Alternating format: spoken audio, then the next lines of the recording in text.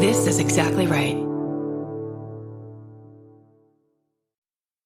Now, a word from our sponsor, BetterHelp.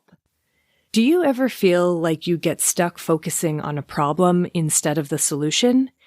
It can be tough to change your mindset and switch into problem-solving mode, but when you learn how to find solutions, there's no better feeling. A therapist can help you become a better problem solver, making it easier to accomplish your goals, no matter how big or small. If you're thinking of giving therapy a try, BetterHelp is a great option. It's convenient, accessible, affordable, and entirely online. Get matched with a therapist after filling out a brief survey and switch therapists anytime. When you want to be a better problem solver, therapy can get you there. Visit betterhelp.com/thispodcast today to get 10% off your first month. That's betterhelp.com/thispodcast. What if you were trafficked into the inner circle of a cult and signed a billion-year contract at 13? What would you do? This Is Actually Happening is a weekly podcast from Wondery that features extraordinary true stories of life-changing events told by the people who lived them. Follow This Is Actually Happening on Amazon Music or wherever you get your podcasts. So I don't really remember being diagnosed because that happened the day that I was born. The story goes that my parents got told by the doctor that they'd seen a swollen right foot on their new baby, and they wanted to check that out. So it's basically always been something that I knew was a part of my life, that I understood was part of who I was. It didn't really register that not everybody spent that much time sitting in hospital waiting rooms or being weighed and measured. It didn't really mean very much to me other than just that was what life was like. Of course, you go in and you get checked out for various things. As I got a bit bigger, I understood that it was genetic, and I kind of understood what that meant. But explaining that to other people was the bigger problem. I always wanted to try and explain it to other kids, but they, for some reason, just didn't have as much interest in what a gene was as I did. And that sort of became clear as I got older that was a bit weird. I missed quite a lot of school comparatively. In retrospect, I'm pretty sure it was very annoying for my family to have to schedule around various medical appointments. But again, it was just something that happened. Like, of course, you go in and get your bloods taken, and you go and get scanned for various things. That was just the thing that always happened. But it was sometimes hard not to be a little bit self-conscious. I have one foot that's fairly swollen, and I felt quite aware of that and self-conscious of that. But other people sometimes didn't even really notice, to be honest. I sort of figured that out as I went along. Like my elbows don't go straight, they go off at an angle. And nobody knows that at all unless I deliberately point it out to them. So what scans were there exactly? I think it was mostly heart and kidneys. Those are the big ones. Lots of hearing tests. My hearing is a bit dodgy. But the biggest thing was always about my growth pattern. Every time I went in as a child, I would get put next to measuring tape on the wall, and the doctor would always sort of try and pull my head up a little bit to try and get a little bit of extra height out of me, and we'll make sure that I was standing up straight, to the point where I occasionally had to yell that my feet were coming off the floor. It was actually one of the stranger things was that I would get my growth chart, and I could see that on the Turner syndrome growth chart, I was right at the top. I'm absolutely top 1%, a giant among Turner's people. But then they do the same plot on a regular people graph, and suddenly I'm right down the bottom.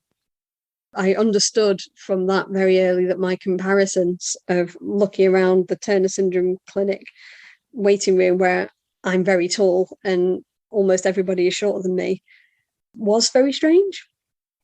Part of the reason for that is that as a child, I had growth hormone injections. So those are ones that you do every day. I think that started when I was about 8 or 9, when I first started becoming notably smaller than my compatriots in my class at school. Initially, my dad tried to do them for me while I was asleep. but apparently that didn't work very well. And I was a complete brat about it. They have a lot of special kit that they use to try and make it more comfortable for children, especially people who aren't very keen on needles, which I wasn't at that age. So they're like sort of strange injector pens. And the one I had was almost like a gun. It was on a spring, and it made a huge noise whenever I pressed it. So that actually freaked me out more than just doing it myself. So I eventually, after a lot of annoyingness, I ended up doing my own injections, which is a sort of single injection every day. And that was actually fine. I didn't really mind that so much in the end. It was more the logistics of it that were really irritating. So if ever you went away, then you had to take all your medication with you in a cooler bag and then put it in the fridge. There was always a lot of staring when I had to go and put medication in the fridge if I went on school trips as a child. I remember going on one where we was, I think we were in the Lake District somewhere, and me having to do my injection at the end of the day. Some of the kids were like staring around the door as I was trying to do it. That was not great. When I got a bit older, the doctors started becoming very concerned about giving me what they called a normal experience of puberty. So they put me on HRT, hormone replacement therapy, a kind which includes giving you periods, which I could really have done without. Nobody needs that. But it was always, in retrospect, quite strange that nobody ever talked about that as an identity issue or even referred to it as an intersex condition. I actually figured that out as an adult. Nobody said those words. It was quite strange in retrospect, especially because they were always very clear that I wouldn't have my own children, that just simply wasn't a physical possibility for me.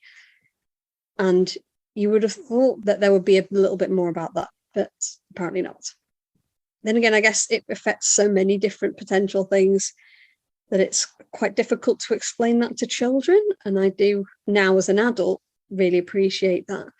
So now my adult life is kind of, well, how many other things can it affect? Is this another thing that I need to worry about? Or do I need to get that checked out? Or do I need to consider this other thing?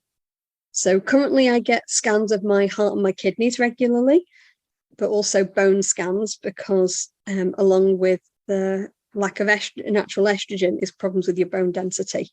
And due to some other medical issues, I had to stop the HRT.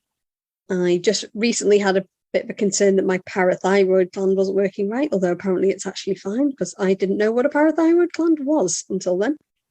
And the other biggest things at the moment, I guess, are getting shoes that fit. One foot and ankle is notably bigger than the other. So that's a bit of a pain, though I'm very lucky and I can usually just about manage a pair that are officially the same size. But I do have to wear a support stocking, which is sort of a pressure sock. And that is a pain, especially when it's really hot. Because if I don't do that, then my ankle starts to swell up and my foot swells up and it also sort of aches. So I do wear my sock. I guess I'm almost certainly going to need a hearing aid at some point or another. If you go around a Turner syndrome convention or a Turner syndrome clinic waiting room, you will see lots of people with hearing aids. And I've sort of, I guess, accepted that. I guess that's most of my story.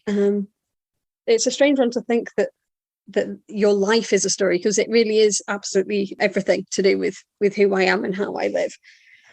I don't know what it would be like to not have that. And trying to explain that is a bit strange, but I hope that was helpful. There you go. That's the end of my story.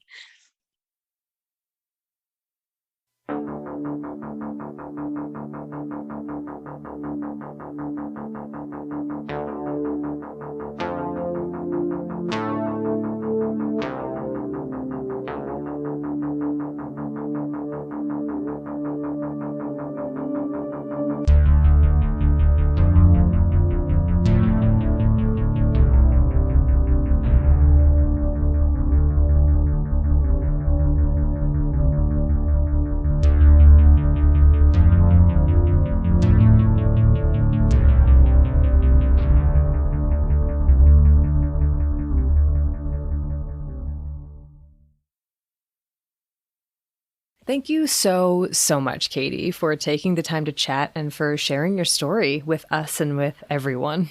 Yeah, thank you. We really appreciate it. Hi, I'm Erin Welsh. And I'm Erin Allman Updike. And this podcast will kill you. And today we're talking about Turner syndrome. We are. I believe that it's not our first genetic foray. Nope. But I think it is of this season. And it's definitely our first chromosomal one. Oh, yeah, that's a good point. We've only done like single gene. I think so. I think right? So. I don't remember. It's almost like we should keep a list or something, Erin.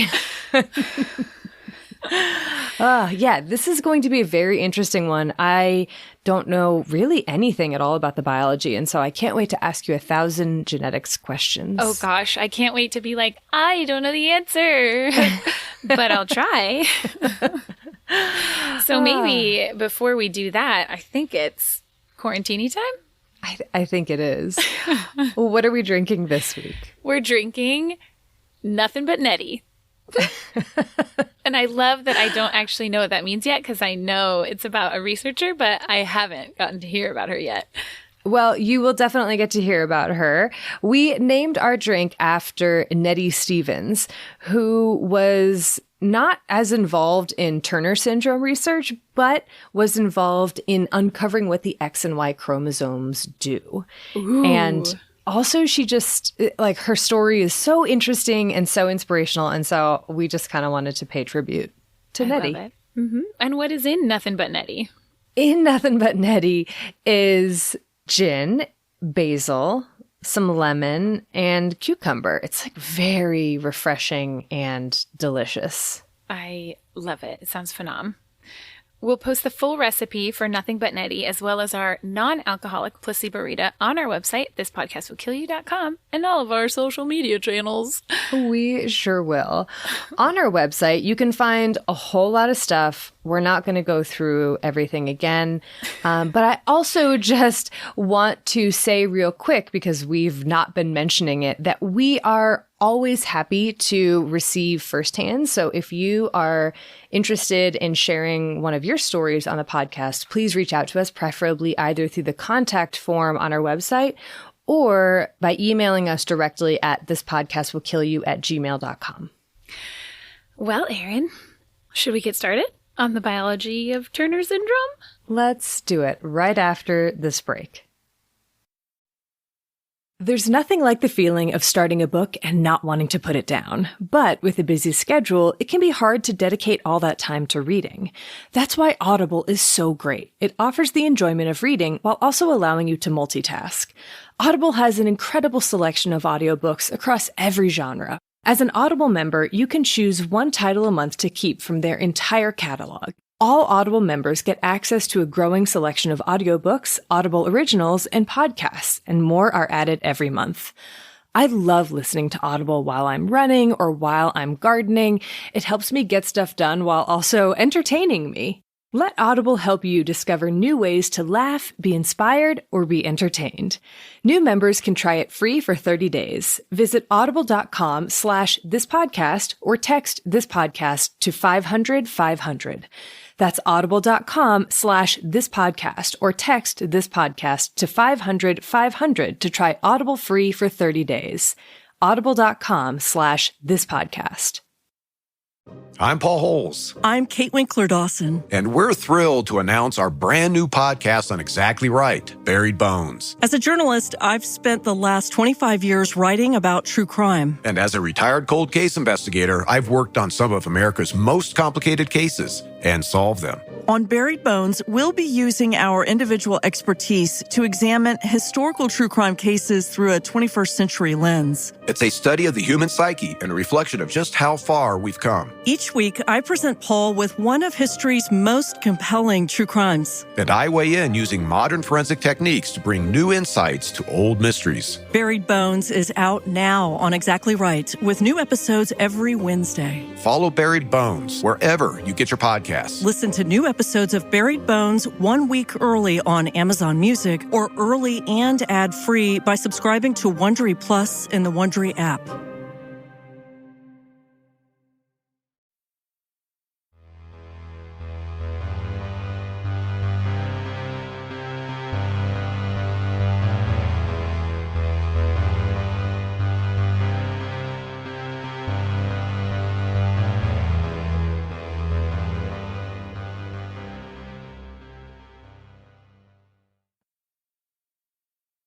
So Turner syndrome. Like we said at the top, this is a genetic condition. And in this case, Turner syndrome is a condition that results from the partial or complete loss of one X chromosome. So before I get into any of what that means, I want to first set up some definitions of things that listeners probably are familiar with, at least from our high school biology classes, but that might have been a long time. So we'll go over it, shall we? Mm-hmm. So our X chromosome is one of our sex chromosomes. So what on earth is a sex chromosome? We'll start there. Essentially, our chromosomes in general, are conglomerations of our DNA and the proteins that our DNA wraps itself around. Humans, us, we have a total of 46 chromosomes, and each of these are present in pairs. So we have 23 pairs of chromosomes. 22 of these pairs are what are called autosomes, and one pair is our sex chromosomes. We get one of each of these pairs from our parents, one full set of 22 plus one sex chromosome from the egg, and one full set of 22 plus one sex chromosome from a sperm. Those come together and ta-da, a zygote is formed. We can look at chromosomes in humans by looking at what's called a karyotype. And this is a way of taking DNA from our cells and literally like laying it out so that you can see them. It's very cool. If you haven't seen images since high school bio, we'll post them, or you can Google it also. And sex chromosomes in humans are our X and Y chromosome. They are called sex chromosomes because they, in large part, are responsible for the initiation of sex determination. What that means is that our X and Y chromosomes are those that contain genes that result in the formation of our gonads and other reproductive structures. Sex determination is then furthered along during development by the production of sex steroids like estrogen and testosterone, which often come from our gonads, and then the development of secondary sexual characteristics. So in humans, you can kind of think of it as like a 3-step process of sex determination, and sex chromosomes are integral to that first step of the process. And because they are then resulting in the formation of these gonads, which produce sex steroids, they affect later stages as well. Cool? Mm-hmm. And everyone probably learned in high school biology that when it comes to sex chromosomes, XY equals male and XX equals female. And that might have been the last of what we all learned about sex chromosomes. So today we get to start the process in all of our brains of flipping that script, because as we'll talk a lot about, it's not that simple. It's not that simple. It never is on this podcast. It really is not. So what is Turner syndrome then? Turner syndrome is what happens when an individual ends up with either an entirely or a partially missing X chromosome. And it turns out that when it's just a part of that X chromosome, it's often the tip of the short arm of the X chromosome, which, as I'll talk about later, is where many of the very important genes happen to sit. That's very interesting. Okay, I have a question already. Okay, shoot, give it to me. When it's completely missing, does there tend to be a pattern in whether it's missing from the sperm X or from the egg X? Great question. I think from what I read, it's more common that it's from the sperm X. So more commonly what you see is that the X chromosome that is present is from maternal DNA. So from Interesting. The egg. Yeah. And I don't think that we have a great idea as to why that is, at least not from what I read. Okay. And what's interesting too is that this can happen, both part of the X chromosome and an entire X chromosome being kind of left behind during the process of meiosis, which is formation of gametes, eggs, and sperm. Or it can happen during mitosis. And what's very interesting is that Turner syndrome can also happen due to something called Mosaicism. And this is when a fetus that becomes a human has multiple cell lines in their body. And this happens when during very early cell division in like a forming zygote, there is abnormal mitosis that results to some cells having, say, only one X chromosome and some cells having two X chromosomes. And so if you looked at the karyotype of this person, some cells would have two X's and some cells would have XO. Or like just one X. Yeah. So the way that they tend to write these when you are writing out the result of a karyotype is someone with complete monosomy of the X chromosome with Turner syndrome would have the karyotype 45, X or 45, XO, it's sometimes written. Someone who was a mosaic could have the karyotype 45X in some of their cells and 46XX or 46XY in other cells. Okay. So already, how interesting. Yeah. And so Turner syndrome is not just one X. It's not just the mosaicism of two X's in some cells, one X in other cells. It's also XY in some cells and X in others. Yes, it absolutely can be. Interesting. Yes. And I'll get into a little bit more, too, about the intricacies that might arise when somebody might have that karyotype of 45X and 46XY. Because as it turns out, it results in some different organ structure that can have different effects down the line. Ooh, we'll get there. Whoa. Okay. Yeah. And those are not the only karyotypes that can exist. This, again, can be just from a partially missing or a structurally abnormal X chromosome. So you could have someone that is 46XX, but missing part of that X chromosome. So really the crucial thing is that part of the X chromosome is gone. Yep. Okay. So there's a lot of possibilities there. Now, before we dive too deep into what this looks like or what this results in, I also want to make a quick disclaimer, especially for anyone who's going to go back and read some of the literature of Turner syndrome. And that is that in a lot of the literature, Turner syndrome is characterized as a condition of women and girls. And this characterization isn't entirely accurate, largely because gender is a social construct, and it's not the same thing as sex, which tends to be a biological characterization that is, in large part, as I said, driven by genetics and particular sex chromosomes. So the characterization of Turner syndrome as a condition of women and girls isn't accurate. On top of that, I think that what conditions like Turner syndrome show us is that even this idea of sex as a binary of male and female isn't entirely accurate either. Our genetics are not nearly as black and white as what we learned in high school. And so some of the papers that I read referred to Turner syndrome rather as a condition that affects phenotypic females. That is, individuals who have, especially at birth, a phenotype, a set of observable, often physical characteristics that make them be labeled as female. So just sort of throwing all that out there. Yeah. So what does Turner syndrome look like? Or result in? Unsurprisingly, given the variety of genotypes and karyotypes that I just discussed, there is a large amount of variation in what the phenotype can actually be.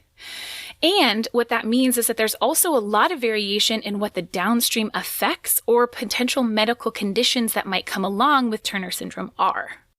And when you read back through a lot of the literature, especially as we get into like what the epidemiology of Turner syndrome really is, there's also an important distinction to be made between people who might have a particular karyotype, so a particular set of chromosomes, and whether people have any observable characteristics that are associated with Turner syndrome.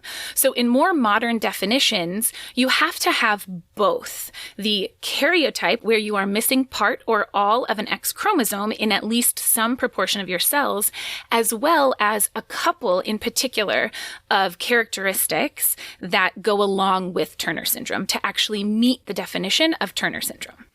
Okay, so the number of individuals that might be missing that portion of the X could be higher than the number of individuals that are diagnosed with Turner syndrome. Absolutely, yes. Okay, do we know what that difference is? It's a great question. I'll talk more about it in the current events section. The short answer is not really. No. Yeah, okay. That makes sense. Yeah, but we'll get there. But first, let's talk about what are those characteristics to add to this karyotype to then result in this diagnosis of Turner syndrome.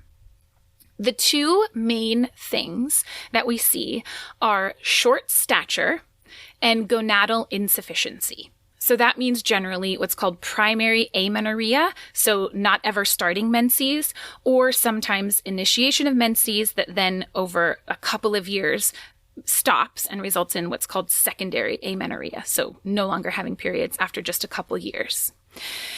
There are a lot of other things that can go along with this, like congenital heart defects and other heart conditions, kidney abnormalities, and a whole bunch of other things. And instead of just listing what they all are, what I want to do is kind of focus on those two in particular most common characteristics, the short stature and the gonadal insufficiency, what we know about why we see those characteristics, as it relates to this missing X chromosome. And then in that process, we'll see what a lot of these other characteristic findings might be. Does that sound good?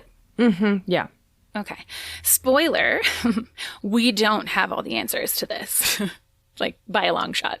But the overall basis for a lot of the phenotypic characteristics, as well as some of the medical conditions that can arise with Turner syndrome, is something called haplo insufficiency. What a great word. It basically just means there's not enough gene product being produced to preserve normal function. Okay. So we talked in some of our other genetics episodes like cystic fibrosis and sickle cell anemia about this idea of recessive genetic disorders. You need 2 copies of an abnormal gene to actually have the disease because one copy that's normal gives you enough of whatever it is to not have disease.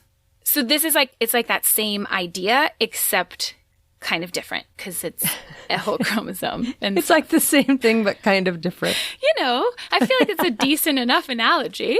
No, it is. It is. I'm with you. I guess it's that it's dominant. You really do need 2 copies of some of these genes to not have problems arise. Yeah. So here's where it gets even more interesting because we're dealing with sex chromosomes. In people who are 46XX, they obviously have 2 X chromosomes, which is twice as many as somebody who is 46XY would have. And as it turns out, the X chromosome is a gene-rich chromosome that has over 1,000 genes on it, while the Y chromosome has less than 200. So what happens in the bodies of people who are 46XX to prevent overexpression, too much of these 1,000 genes, is that one of the X's is actually inactivated. It's turned off in the body cells, in the somatic cells, but not the gonadal cells in the ovaries of people who have 2 copies of this X chromosome. This is a process that's called silencing or X inactivation. Mm-hmm. But 15 to 25% of these 1,000 genes are not, in fact, silenced. Right. And these genes are called escape genes because they escape inactivation or silencing. And these are the genes that we need and want to have 2 copies of in order to have enough gene product for normal function, in order to not have that haplo insufficiency. And do you know where else many of these genes are located? On the Y, I'm assuming? On the Y chromosome. Isn't that so interesting? It is really interesting. So even though we don't necessarily know everything there is to know about the specific mechanisms of some of what we see in Turner syndrome, in general, it's these specific genes, many of which are located on the tip of the short arm of the X chromosome, that part that's often missing in people with Turner syndrome. It's these escape genes that likely lead to many of the characteristics or conditions that we can see arise in Turner syndrome. That's fascinating. Okay, so what are these genes? Great question. What do they do? So glad you asked. Yeah. So out of all those genes, we actually only have one that we know for sure, that we have good evidence of the kind of exact effect that we see due to haploinsufficiency. That gene is called SHOX, SHOX. And this is a gene that is normally not inactivated on the X chromosome. It is present on both X and Y chromosomes, and it stands for short stature homeobox containing gene on the X chromosome. SHOX. SHOX. So this particular gene, SHOX, is in a family of genes called homeobox genes, which are really important genes, like a whole suite of them, that regulate really key developmental processes during embryogenesis, during like the process of the formation of an eventual human. And in the case of SHOX, this gene is expressed during embryonic development in very specific tissues, including on the first and second pharyngeal arches.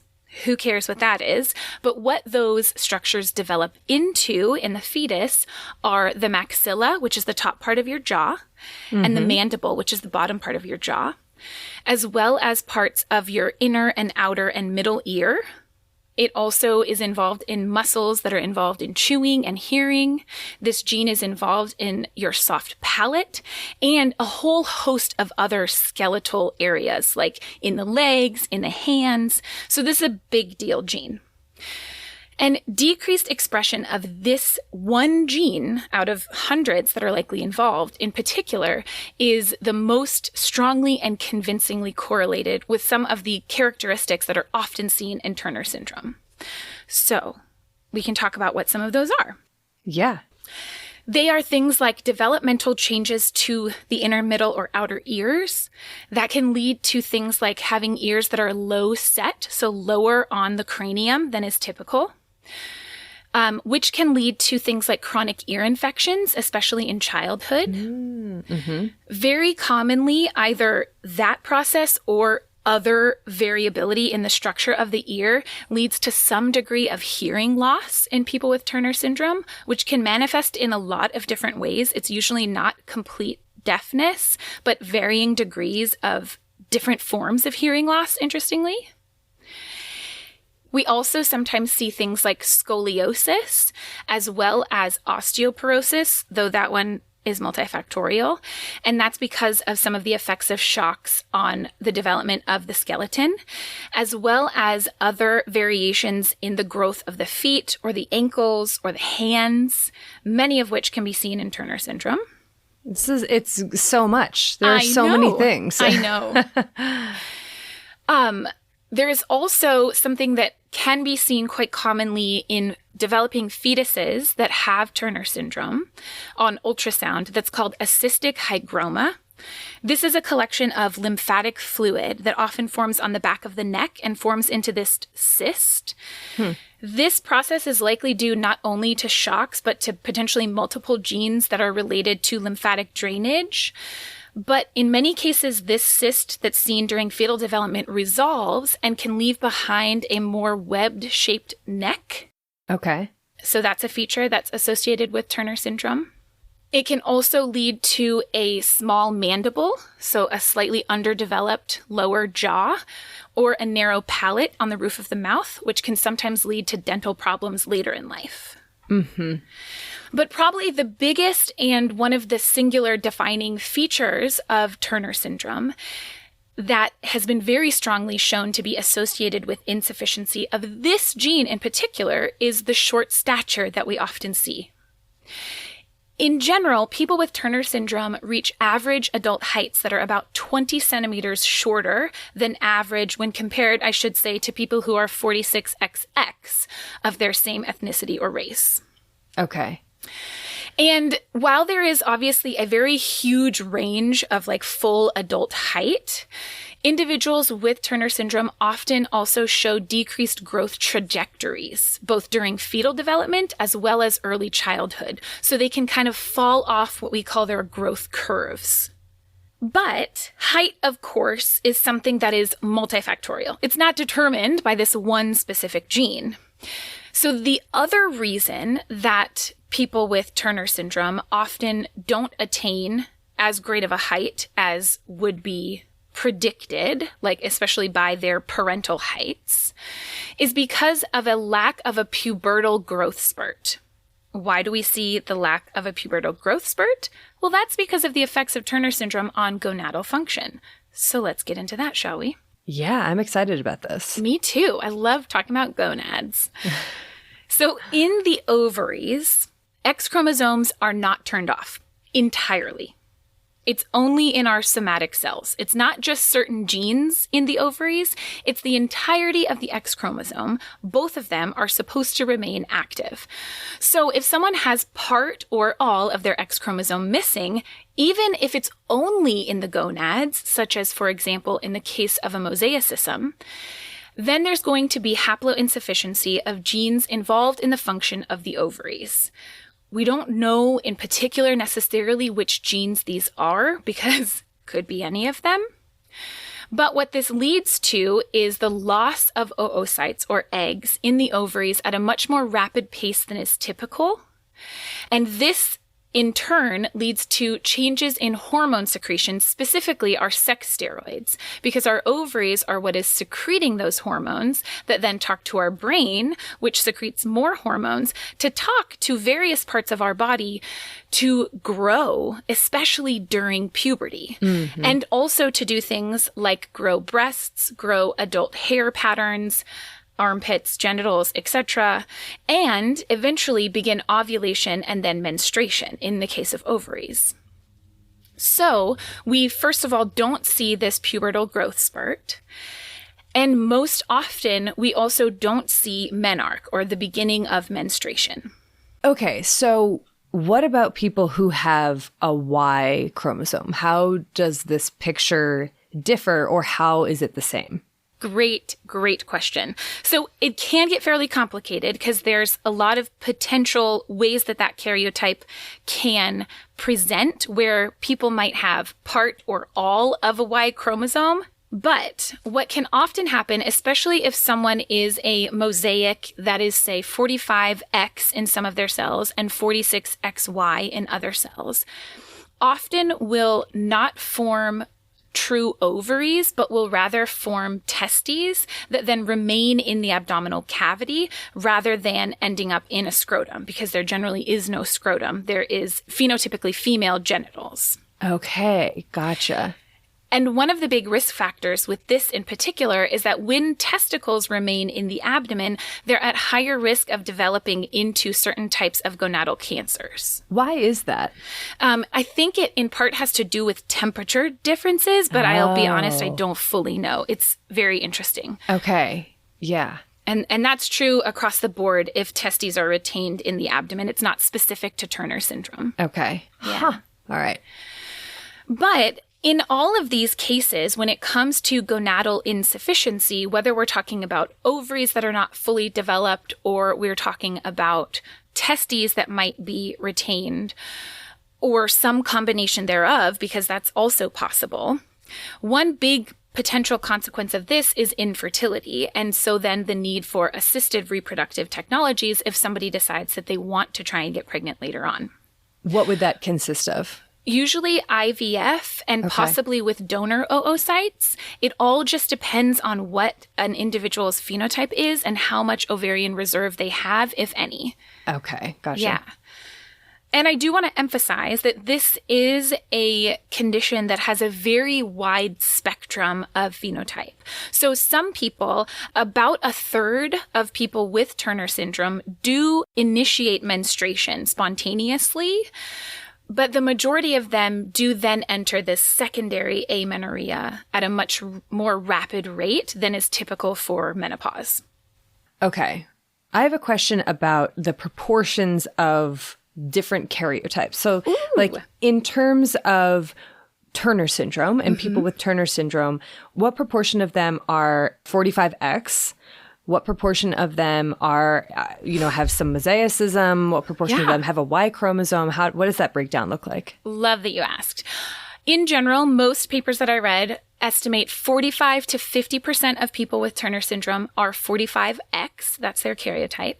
About 20 to 30% of people have some kind of mosaicism, be that 45X with 46XX or XXY, 47XXY, or et cetera, et cetera. There's a lot of possibility there.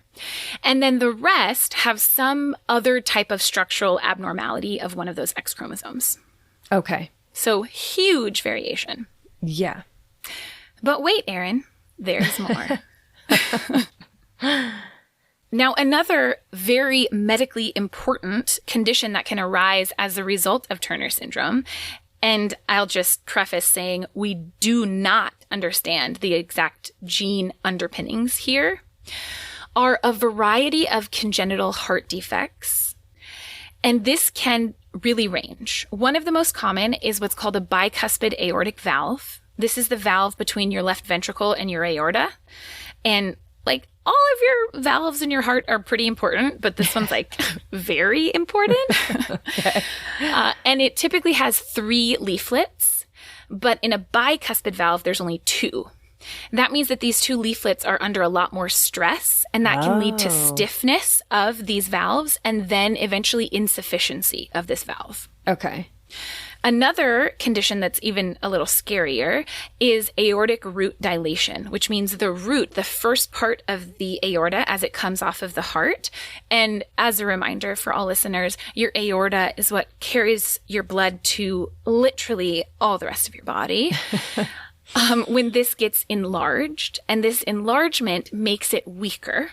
And this can then put you at risk for not only that aortic insufficiency, where not enough blood is making it into your aorta to give blood to your body, but it also can put you at risk for aortic dissection, which is where the wall of the aorta comes apart, and that can be life-threatening. Yeah. Turner syndrome can also be associated with other abnormalities like coarctation of the aorta, which is where later on in the course, the aorta kind of pinches in, like gets more narrow, which can lead to increased pressure in some spots and decreased pressure in others. So you're not getting like adequate blood flow to all of the body. And honestly, there's a lot of other potential congenital heart defects that can result as well. There's a few candidate genes that might be involved, and one paper that I read, which of course I will link to, really suggested that it's likely a 2-step process where there's likely genes that are involved, but then particular alleles that put you at higher risk for having these heart abnormalities. Like that not makes sense. just, So it's not just a haplo insufficiency issue.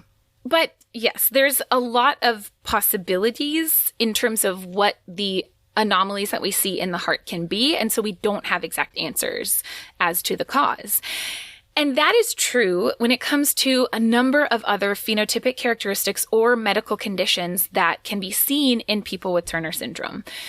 I can go through what some of them are, but we really don't have as clear of an idea when it comes to these less common conditions or characteristics, like what the genes are that are involved. Or largely what kind of complex gene and hormonal interactions might lead to some of these. It's so incredibly complicated. It really, really is. Boggles the mind. Yeah. So we can see things like kidney abnormalities, and just like with heart anomalies, congenital heart anomalies, these can really range in terms of what kinds of structural kidney changes that we can see. People with Turner syndrome often also tend to be at higher risk for autoimmune conditions, especially thyroid disease, but also inflammatory bowel disease and others. They tend to be at higher risk for hypertension. And there's some questions arising as to whether they are also at higher risk for diabetes. Seems clear that they are at higher risk for osteoporosis, which is largely hormonally as well as gene regulated, because estrogen is really important in healthy bone growth. Yeah. And in some cases, individuals with Turner syndrome can have difficulties in visual and spatial processing or visual motor tasks that can make some aspects of academics harder in some cases. But in general, there's very rarely any kind of global developmental delay or global learning disabilities or anything like that, which is very interesting, especially when it compares to many of the other aneuploidies or chromosomal genetic syndromes that we see. Mm-hmm. And I would say as well, there's a paucity of data on the potential psychosocial effects of living with Turner syndrome. I'm sure the research has really only just begun. It barely exists. Okay, so I have a couple questions about treatment. Number one, gene therapy. Does it exist? Great question. I saw nothing in my research about gene therapy. My guess is that it's largely because the SHOX gene is the only one that we have like pretty decent evidence of its effect. Whereas all of the rest of them, we're like, yes, we know that these like escape genes are potential targets, but we don't even know what they do yet. Right. Yeah. We don't want to just like throw a bunch in there and be like, man, but maybe this is okay. Right. Exactly. Yeah. Okay. So then my other question is treatment in terms of timing. So a lot of the things you described happen during development while you're a fetus, while you're an embryo, while you're a fetus. Yeah. But not everything. And so how does treatment play into that? Such a great question. So when it comes to the things that might happen during development, like say cardiac anomalies, congenital heart anomalies, as of now, in general, we don't have much in the way of treatments. There may be some very rare times where people get heart surgeries in utero, but that's like very, very rare, right? So in general, the way that Turner syndrome is dealt with in terms of treatment is twofold. There's two aspects of it that are often addressed during development if Turner syndrome is diagnosed early enough, and that is the growth insufficiency, so short stature, as well as the gonadal insufficiency. And those are treated with initiation of growth hormone and then eventually addition of estrogen therapy. Okay. Now, the timing of those, very controversial. There are some societies that have like guidelines, but from what I read, we just don't have a ton of evidence as to like when really is the best time to initiate growth hormone and then add in estrogen, etc. Yeah. Yeah. So, but those are the two things that like growth hormone has been shown to increase final adult height substantially. And the addition of estrogen reduces the risk of osteoporosis, and can facilitate the growth of secondary sexual characteristics, and importantly, does not seem to increase the risk of any cancers, which is always something we think about when it comes to estrogen. Right, yeah. Now, the other thing that then we have to consider is the treatment of all of the other things that might go along with Turner syndrome. And for those, it generally just comes down to whatever typical medical management of those would be. So if you have high blood pressure, you treat it like high blood pressure. But yeah, that's pretty much, I think, hopefully the biology of Turner syndrome. There's a lot there. There really, really is, Erin.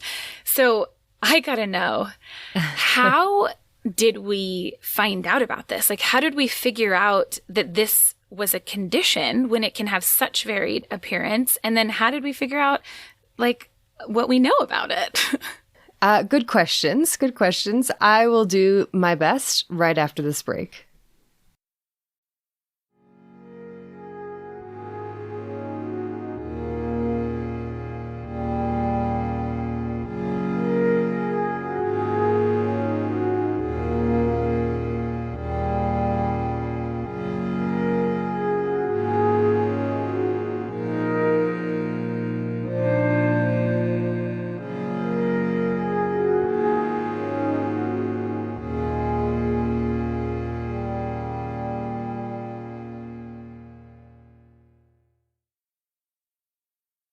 At its core, the history of Turner syndrome is a story of chromosomes, specifically the X chromosome. I mean, of course, there's more to it than that. There is Dr. Henry Turner, the Oklahoma physician that in 1938 first described some characteristics that were associated with the condition. There's the improvements in our understanding of genetics that allowed researchers to pinpoint the chromosomal cause in 1959. And there's the founding and growth of many Turner syndrome organizations over the past 50 or so years that have done so very much in terms of education, access to treatment, and connecting affected individuals and families all over the world. But what I really want to dive into today is what came before all that. The story of this chromosome at the heart of Turner syndrome. Yeah. The X chromosome, like you said, Erin, is one half of the pair of chromosomes, the other being Y, that we usually refer to as the sex chromosomes, because they're involved in the process that ultimately leads to the formation of sexual organs and other sexual characteristics. They're not the only things involved, of course, nor is sex determination the only thing they do, as we know. Mm-hmm. So how did we come to call these two chromosomes sex chromosomes? Ooh, I don't know. How did the growing field of genetics uncover their functions? And how has our understanding of sex chromosomes changed since then? I want to dive into these questions about the history of sex chromosomes, and then I'll talk a bit about how Turner syndrome was first discovered. People have always been obsessed with explaining why some people are born with testes and others are born with ovaries, and all of the variation in between. And in the century leading up to the discovery of the X and Y chromosome, things like heat, the position of the fetus in the womb, and the types of food you ate were all contenders for what sex the infant would have, what phenotypic sex the infant would have. There are countless other beliefs or explanations that emerged over the thousands of years since humans first thought to wonder about anatomical differences, and the vast majority of these explanations tended to suggest that it was kind of these more external factors after conception that made all the difference. Sex was pliable. It could be influenced by things after conception. But humans only began to get a peek at the complex internal processes that go into determining what we call biological sex at the end of the 19th century, beginning of the 20th, when the X and Y chromosomes were first discovered. And even then, it would take a bit of time before this explanation of chromosomal sex determination was widely accepted. This was the end of the Victorian era, which was a period marked by strict gender roles, both privately and publicly. And so it may be kind of surprising to learn that during that same time, scientists studying sex saw it as a spectrum, as extremely complicated and not necessarily a discrete binary trait. And this view is reflected in how these researchers thought sex was determined, which was, like I said, largely through these sort of external factors affecting the embryo or fetus rather than something that was determined at fertilization. For instance, did the egg come from the left or the right ovary? How old was each parent? What time of day did fertilization happen, and what was the temperature? What did you eat? Like all of these things. And the research that many early embryologists and physiologists were doing at the end of the 19th century supported this notion that sex was highly flexible.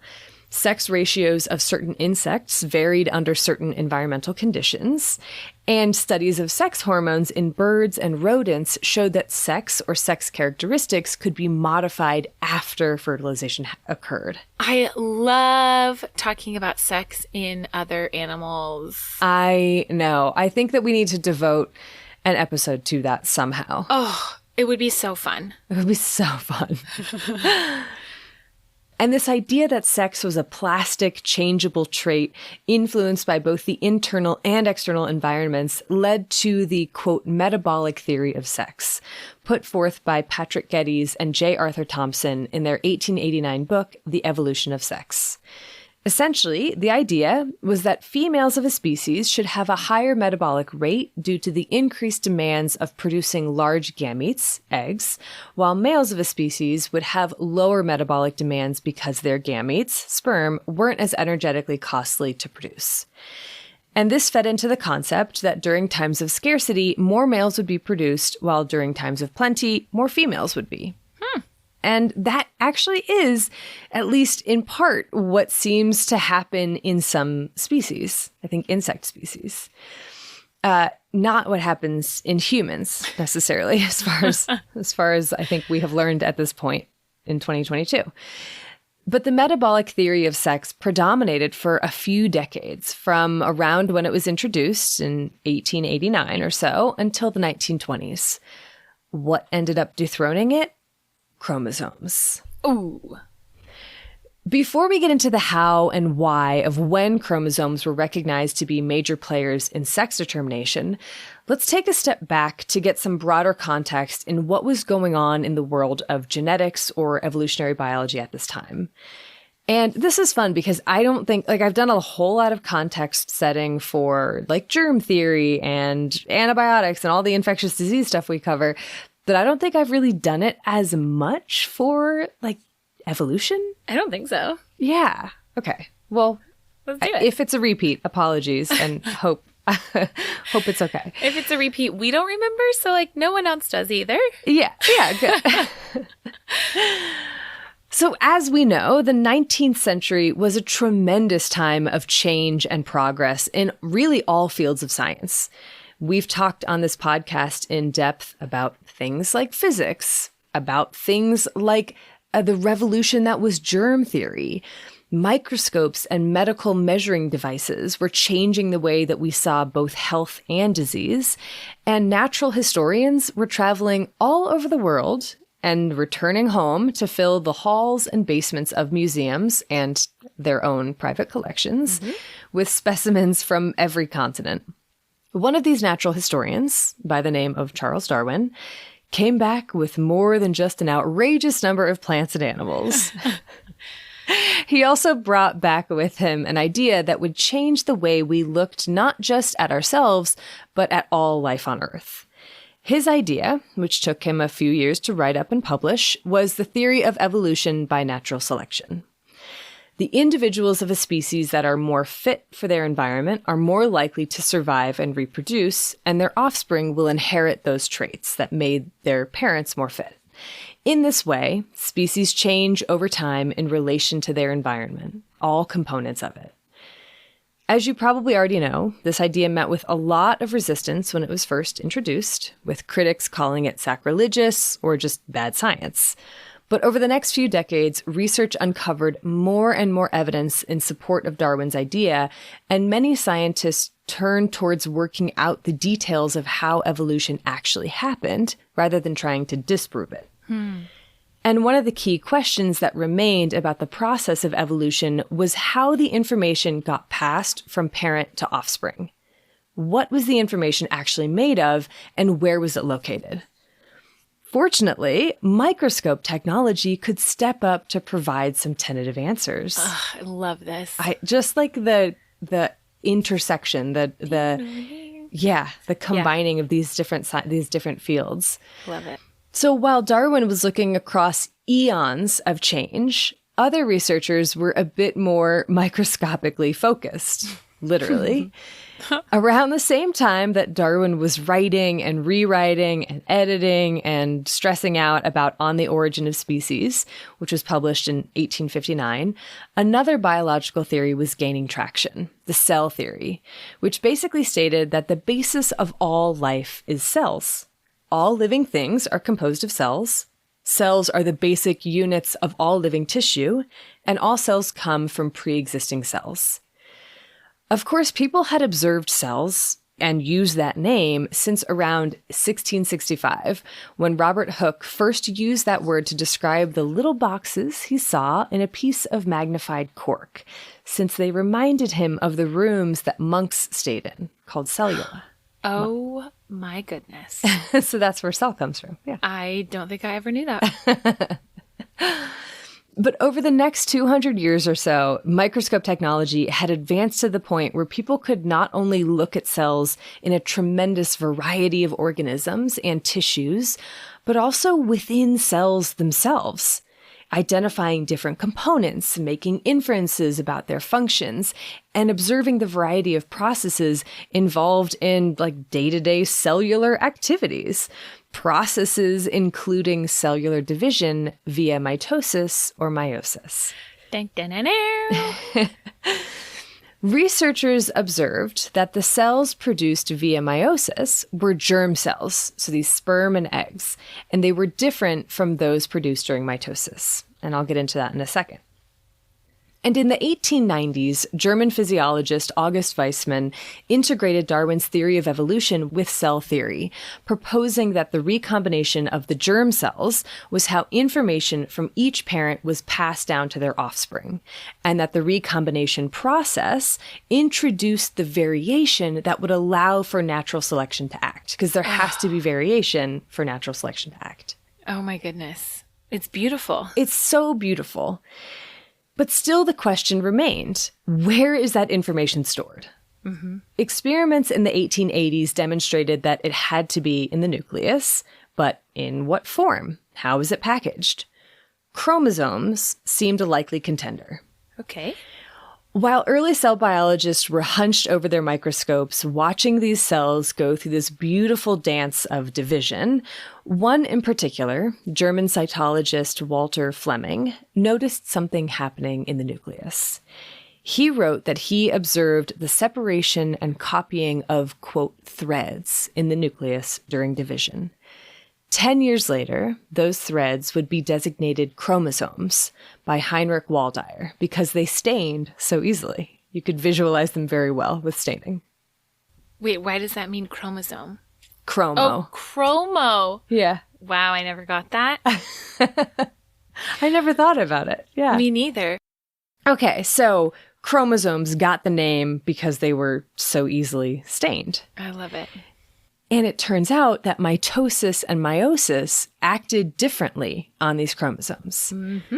So mitosis is when a cell divides to produce two identical daughter cells, each containing two full sets of chromosomes, while meiosis produces 4 granddaughter cells, each with only one set of chromosomes. And so it stood to reason that these chromosomes, contained in the nucleus with only one set present in germ cells, could contain that hereditary information. And crucially, that information in the germ cells, those chromosomes, would be passed down to offspring without the changes that would accumulate in the somatic cells during an individual's lifetime.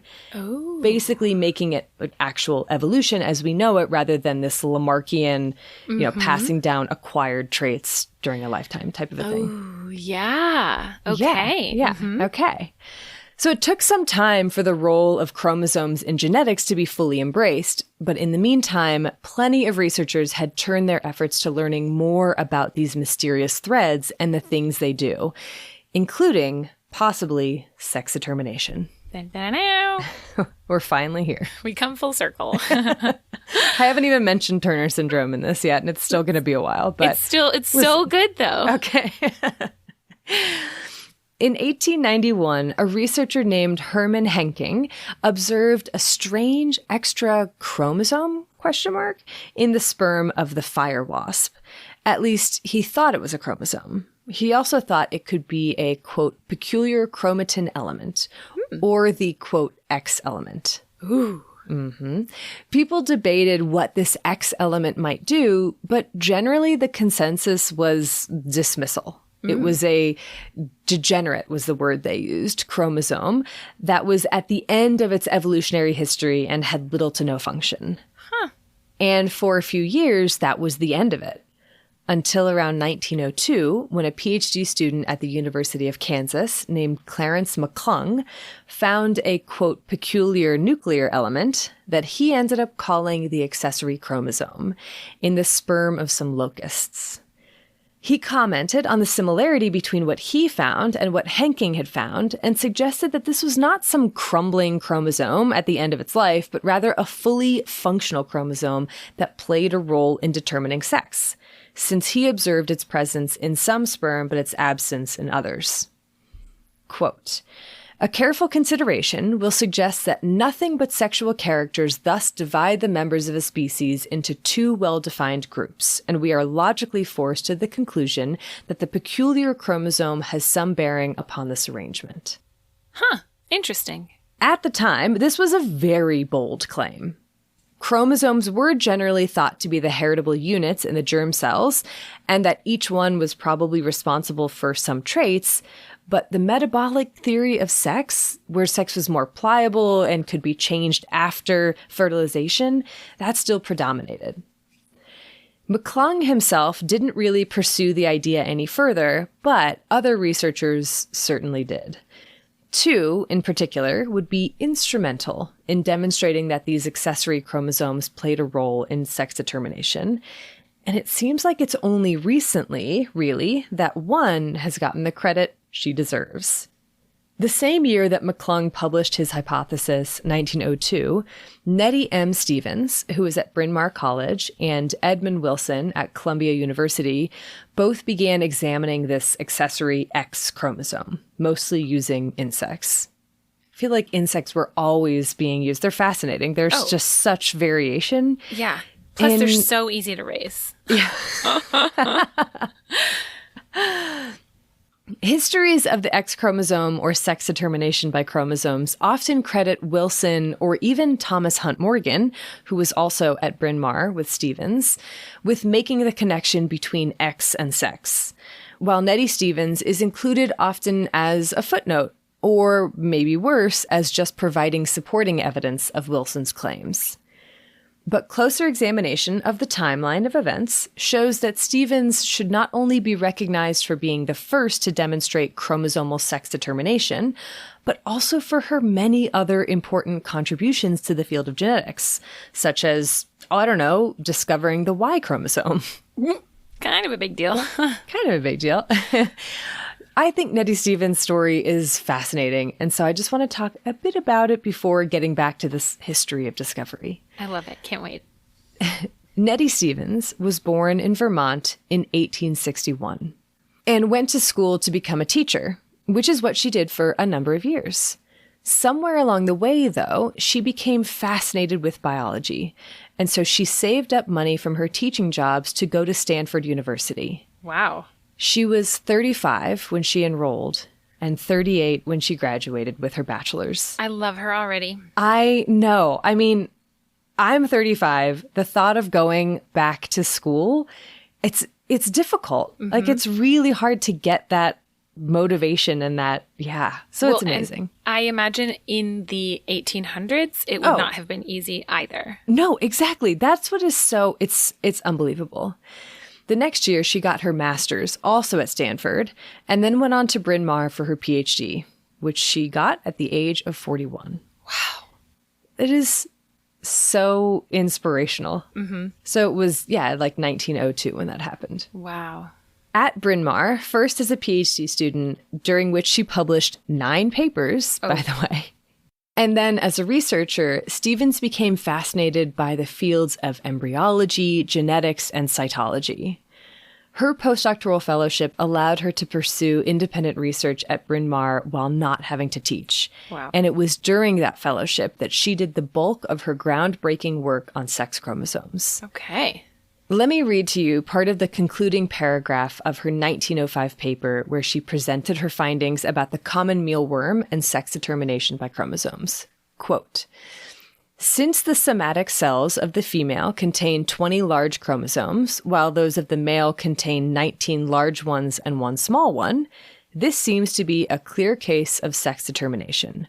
Not by an accessory chromosome, but by a definite difference in the character of the elements of one pair of chromosomes of the spermatocytes of the first order, the spermatozoa, which contain the small chromosome determining the male sex, while those that contain 10 chromosomes of equal size determine the female sex."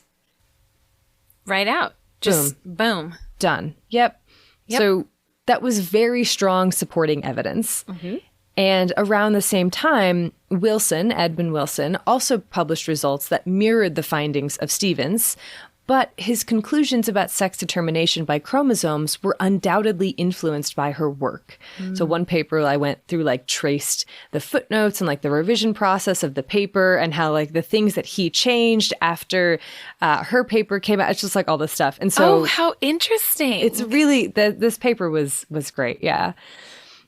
And also his study system was one in which the male of the species has one fewer chromosome than the female.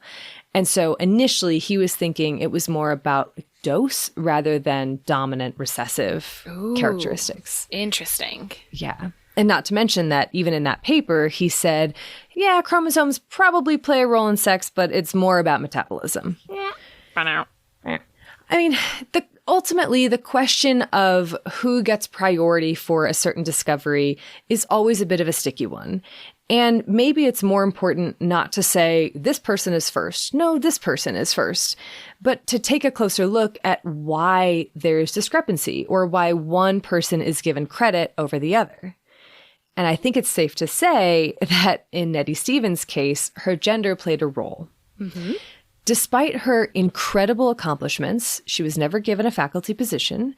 And while her colleagues recognized her brilliance, quote, of the graduate students that I have had during the last 12 years, I have had no one that was as capable and independent in research work as Miss Stevens. I was in one letter of recommendation, I think, from Thomas Hunt Morgan. You mean Dr. Stevens. Thanks Dr. so much. Stevens. Mm-hmm. Yeah, she's, I'm pretty sure, a doctor at that point. Mm-hmm. But a lot of these accolades, a lot of this praise was almost always qualified by for a woman. Mm-hmm.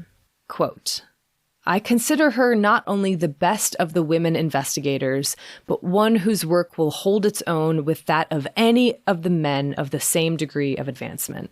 I mean, tried but missed the mark. Yeah, that sucks, but that's the way it was. Yeah. And so, but I think it is really important to acknowledge that. Yeah. Yeah. But I don't know. Also, in one paper I read about Nettie Stevens, the author pointed out that it was probably for the best that Thomas Hunt Morgan, who was also at Bryn Mawr and a huge name in genetics, was initially so resistant to Stevens' ideas about the role of chromosomes in sex determination, because if he had been more on board, his name would have been on all her papers, and he probably would have gotten all the credit, and her name would have been forgotten entirely. Wow. Interesting to think about. Yeah.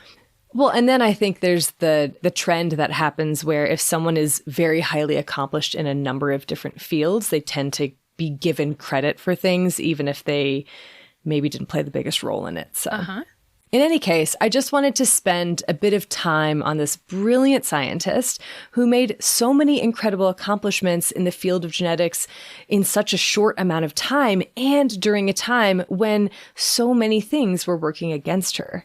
Mm-hmm. And she probably would have made many more if her life was not cut short, sadly, by breast cancer. Ugh. She died at the age of 50, only 9 years after finishing her PhD. Oh my goodness. I know. Wow. But the work by Stevens and Wilson greatly advanced our understanding of how chromosomes are involved in sex determination. But it would take a number of years before that idea was widely accepted, due in part to just how much variation there is across the animal kingdom. Mm-hmm. Geneticists looking for a universal answer as to what determines sex, such as XX produces females and XY produces males, were continually thwarted by exceptions to that narrow rule. Some bird, sea urchin, and insect species, where females were XY or ZW and males were XX or ZZ, or insect species where males were either XO or XY. I mean, the variation in these systems kept researchers from concluding definitively that these chromosomes were involved in sex determination. Huh. And this is reflected by it taking until the 1920s for these chromosomes to be widely referred to as sex chromosomes. Interesting. Yeah. Up until then, they were known by a variety of names, including heterochromosomes and accessory chromosomes, idiochromosomes. Even when it became clear that sex determination was part of what these chromosomes did, some researchers rejected these labels partly because they weren't quite convinced that that was how it worked, partly because they felt that too much was still unknown about other processes of sex determination and the function of these chromosomes, and partly because they felt that it was too simplistic and didn't capture the full spectrum of sex. It turned sex into a binary. And I'm going to come back to this aspect of sex and sex chromosomes in a bit, but for now, I want to turn briefly towards the actual topic of today's episode, Turner syndrome. Or should I say Ullrich-Turner syndrome? Perhaps. The first half of the 20th century saw continued interest in sex chromosomes and genetics, as well as another rapidly growing field, that of endocrinology. So around the same time that people were debating what to call the X and Y chromosomes, other researchers were busy characterizing hormones, particularly the ones that seemed to play a role in the development of secondary sexual characters. For example, these hormones that you mentioned, Aaron, estrogen and testosterone, right? Henry Turner, an Oklahoma physician, was one of these early endocrinologists, and he would frequently be asked to consult on cases where people were suspected to have different hormone levels or a different hormone functionality. Throughout the 1930s, he noticed in 7 of his patients that were assigned female at birth what he thought might be a previously undescribed hormonal condition that led to a suite of physical characteristics, including short stature. Cubitus valgus is like one thing that he pointed out, which is that extra angling of the forearm at the elbow. And underdevelopment of sexual organs and secondary sexual characteristics. And in 1938, he published case summaries of these 7 individuals and suggested that this was a newly described condition that was likely caused by a hormonal imbalance. He tried pituitary growth hormones to no avail and anterior pituitary gonadotropic hormone to some avail. I don't know what that hormone actually was. But I don't know. It might have that just was been in the growth paper. hormone. Yeah. Yeah. He was right that it was a condition with one specific cause, which is what ultimately ended up making him the namesake of Turner syndrome, and that hormones were involved. But he was wrong about it never having been described before. Remember how I called it Ullrich-Turner syndrome? You might have seen that places? Yeah. Sure did. Turns out a German pediatrician named Otto Ullrich had actually published a case study of an 8-year-old with the same suite of characteristics that Turner had described, but 8 years before Turner's paper came out. Ooh. With Ullrich and especially Turner's work, there was now a clinical description of this condition. But the ultimate cause remained a mystery for a couple of decades. Was it hormones? Was it something else? Like how did this happen? And it was only in 1959 that genetic technology and imaging had advanced to the point where researchers Ford et al. Were able to link cases of Turner syndrome with the presence of only one X. Wow, that's a long time. It's a long time. I mean, it makes sense, I guess, in terms of like technology and our understanding of chromosomes and how everything worked and being able to actually work with them. Right. And like karyotype enough people or individuals and things like that. Yeah, exactly. Side note, remember the person that Ullrich described in his case report, the 8-year-old? Yeah. So a couple of researchers followed up in the 1970s and confirmed just one X. Wow, that's kind of cool. Isn't that cool? Yeah. In the years since the 1959 paper showing that a single X was at the root of Turner syndrome, we've learned so much more about it, including the fact that it isn't always a whole X missing, right? Like you talked about, Aaron. Yeah. Which specific genes might be involved and what types of treatments seem to be helpful. And right alongside that, we've been expanding our view of sex overall. The X and Y for humans, I think, provides this enticingly simple binary picture of sex. XX means female, XY means male. Yep. But obviously there's much more to it than that. And I think it's important to remember that there are so many different ways you can categorize sex, and some categories might be discrete, others are continuous, and none are binary. Yeah. Chromosomal sex, gonadal sex, hormonal sex, genital sex, sexual identity, to name just a few. The diversity of sex in humans alone is amazing, And I didn't even talk about other animals. For instance, like I mentioned earlier, instead of this XXXY system that we're familiar with, some birds and other organisms have a ZZZW system, where ZZ develops as male, ZW as female.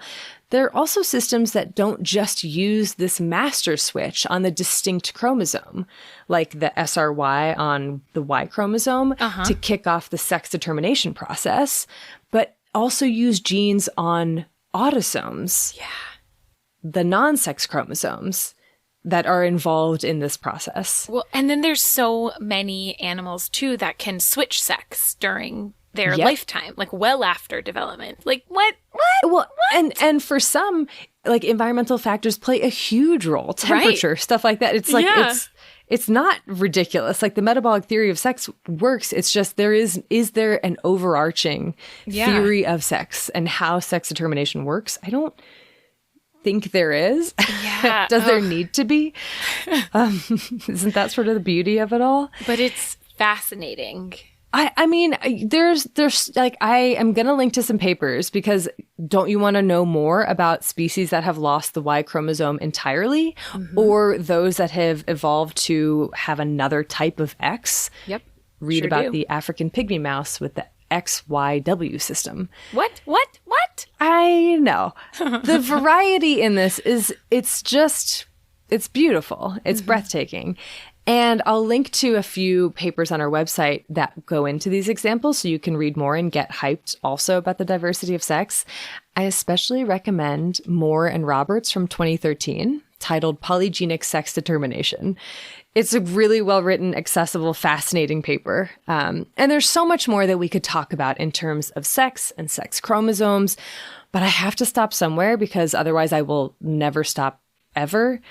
So what I want to do is I want to ask listeners to send in your favorite sex chromosome trivia in all the different animals and then hand it off to you, Erin. So tell me, where do we stand with Turner syndrome today? Oh, I can't wait to. But also, Erin, that's how we make our whole episode about sex chromosomes, is we just share listener facts. I love it. I love that a lot. But I'll get into what we know about Turner syndrome today right after this break.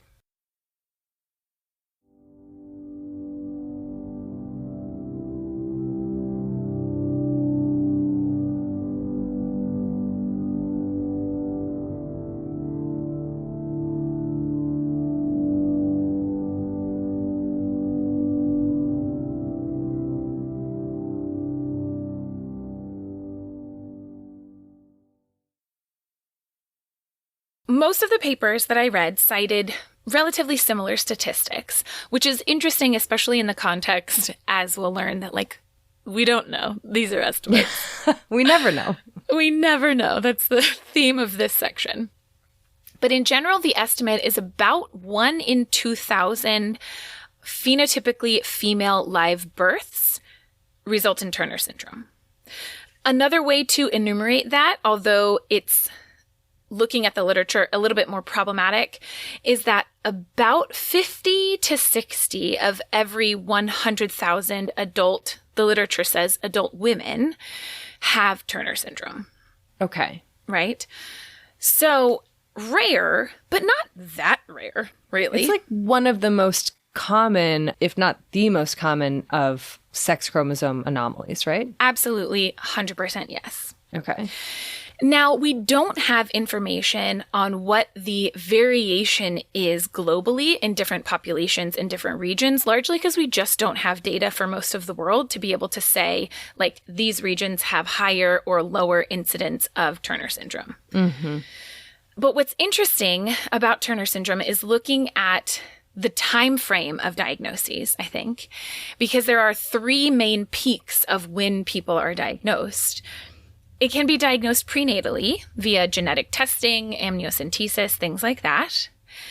And so some percentage of people, and I don't have an exact number on this, are diagnosed very early, like before birth even, potentially. And then there's usually a second peak of people being diagnosed not until young childhood, when they fall off their growth curves. And then pediatricians are like, let me think, look at these other characteristics, perhaps we should get a karyotype. Okay. And especially through adolescence, when people perhaps have primary amenorrhea and present, in teen years, having no period and then get worked up. And then the last peak might not come until adulthood, when someone might be diagnosed because they're struggling with infertility. Interesting. Okay. And it's estimated that potentially up to 20% of people may never be diagnosed. And the reason that this is important is because it kind of gets back to what is the definition of Turner syndrome? Yeah. Right? If you are never diagnosed with Turner syndrome, do you have Turner syndrome and are just undiagnosed? Or do you not actually have any of these phenotypic characteristics of Turner syndrome? Therefore, you might have this karyotype, but you don't actually have Turner syndrome? And that's kind of like a philosophical question. Or right. Well, but I think it's also a clinical question, too. It is a clinical question, definitely. Where we get this 20% number is from some studies that have been done in Great Britain and a few other countries that have looked at karyotypes of people across the board and found a much higher prevalence of Turner syndrome than would be expected. Mm-hmm. So underdiagnosis, essentially. Now, another thing that I think is important to note, because it's really fascinating and gets to a lot of what you were talking about, Erin, on just how interesting sex chromosomes are, is that it's actually very rare to be born with Turner syndrome, especially with a 45X karyotype. So those numbers that I just cited, 1 in 2,500, not that rare. Right. And 45 to 50% of those people are 45X. But it's estimated that up to 99% of fetuses with a karyotype of 45X actually result in spontaneous abortion, i.e. miscarriage or early pregnancy loss. That's a very interesting because, yeah, you're right. It's common, but also extremely rare. Right? And it's also important to note, because fascinating, that I am fairly positive that Turner syndrome, especially as 45X, is the only known survivable monosomy, where you have a complete absence of one chromosome. The complete absence of any of the other sets of chromosomes results in a non-viable fetus. Wow. There are partial monosomies like Cree de Schott. There's 17q12 microdeletions. There's other types of chromosomal anomalies. And of course, there are various trisomies, a number of which are compatible with life. But 45XO is the only one with an entirely missing chromosome that's compatible with life, which is pretty incredible. And there is actually some suggestion that perhaps those fetuses that do survive might have some degree of mosaicism that we're just not detecting. But so far, there's not a lot of evidence to actually confirm that hypothesis. Right. So suffice to say, there are a lot of areas that are ripe for research. So many. There are a few really great papers that I will direct to that have a lot more detail on kind of what, especially the medical community, thinks are the greatest needs when it comes to research on Turner syndrome. But a lot of it is we need to understand the true genetic mechanisms underpinning a lot of the conditions that we see. We don't have all that information. We need better evidence-based guidelines for care because, like I said earlier, we have guidelines, but we need more evidence to support those, of course. And I think that we also need a much better understanding of how people living with Turner syndrome are doing. Psychosocially, emotionally, physically, there's a lot to be said. And we've talked about this in a lot of our genetics episodes about involving people living with these conditions in the research, not merely as subjects of research. Mm-hmm. So, yeah, that is Turner syndrome. There's a lot. I think I've already said this, but there's just so much there. It really does. One of the things that really excites me about this is just talking about the variety inherent in sex chromosomes and sex determination, because it is so much more interesting than the black and white that we learned in school. Right. I mean, the black and white, we learn that way because it's convenient, right? Yeah. It's not accurate. Right. And you're missing out if that's how you're looking at sex, is this irreversible, constant thing. Like there are so many different ways to define it. It's really cool. It's really cool. And yeah, I think it also makes us think that there is one thing that is normal and the rest of everything outside of that is abnormal, which isn't the case. There's a lot of variation in what can happen during the process of development, during the process of cell replication and division. Like, it's awesome. It is. So, sources? So everyone can read some more. Let's do it. I have several. I'm going to shout out a couple that I found super helpful. One is by Abbott et al. From 2017 about the history of sex chromosome discovery. A paper by Brush, 1978, that was the one about Nettie Stevens. It's a great paper. And then also I got some info from a book by Sarah Richardson called Sex Itself. And then finally, I just want to shout out again that great paper by Moore and Roberts from 2013 called Polygenic Sex Determination. I had a number of papers, a couple of my favorites that are more recent. One was Turner Syndrome Mechanisms and Management from Nature Reviews Endocrinology 2019. And another was The Changing Face of Turner Syndrome from Endocrine Reviews 2022. Both of those have a lot on like where we stand with Turner Syndrome, what we know and what we need to know. But we'll post the list of all of our sources from this episode and every one of our episodes on our website, thispodcastwillkillyou.com. Go check it out. I want to give a special thank you to Emily Moore, who helped me talk through this part of my history for this episode. You're the best. Thank you. And thank you again to Katie, the provider of our firsthand account. Thank you so much for sharing your story with us and all of our listeners. I mean, we can't thank you enough. Thank you to Bloodmobile for providing the music for this episode and all of our episodes. Thank you, as always, to the Exactly Right Network. And thank you to you, listeners. We hope that you liked this and that we did okay. Yeah. Let us know one way or the other. Yeah. But I had a lot of fun. I did too. And a special thank you to our patrons. Thank you so much for your support. It means the world to us. It really does. Okay, well, until next time, wash your hands. You filthy animals.